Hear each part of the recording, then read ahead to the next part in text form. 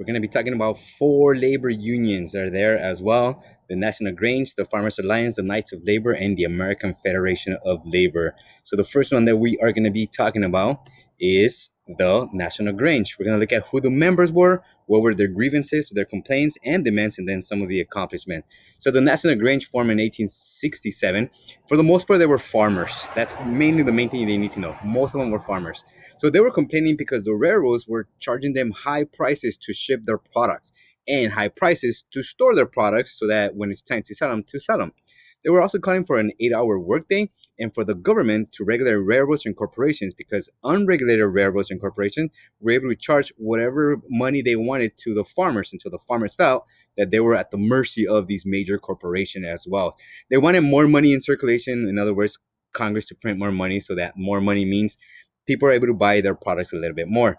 So the other problem was that the government had given these railroads land grants, and these land grants were supposed to be sold to settlers at affordable prices.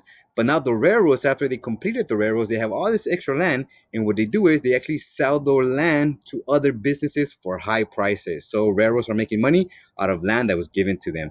So they fought for this. Some of the accomplishments were that they were able to get the states to be able to regulate the railroads, not the Congress or not the federal government, but the states. And the main decision was Munn versus Illinois in 1877 that said each state could regulate the railroads for the protection of local businesses and consumers as well. They also were able to set up banks and insurance companies and grain elevators, so that grain elevators are able to store the goods that the farmers are not able to sell right away. And then when the prices go up, then they could sell them. So some of the positives: labor unions become very important in the history of the United States. The next one is called the Farmers Alliance, as you would imagine, also farmers, but these are farmers in the Great Plains for the most part. So some other grievances, complaints, and demands. There was a huge drought in the 1870s, 1880s in the Great Plains, and so crops were not growing. And if they are not growing crops, then the farmers cannot sell and they cannot make any money.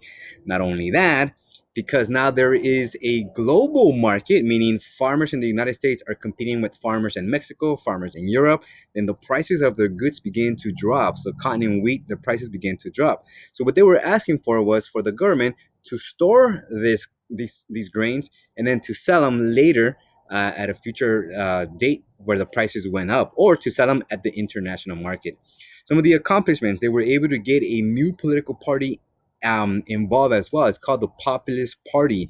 And these were politicians who were willing to pass laws that favor the farmers. Not a whole lot, but there were some of them as well. And then they also passed the Hatch Act. The Hatch Act was federal money that was used for agricultural research and education. This is why we see some of these colleges whose focus is agriculture. And then the Interstate Commission, Commerce Commission, the ICC, they were established to be able to regulate commerce, interstate commerce. So railroads coming from one state to another, the ICC was able to tell the railroads how much they could charge. The railroads were also supposed to publish their rates in the newspaper so that people know how much they were charged. And they also wanted to make sure that the railroads were practicing sound and just practices. So, and if they didn't, then they could sue the company, the railroad company, to be able to not take advantage of those prices.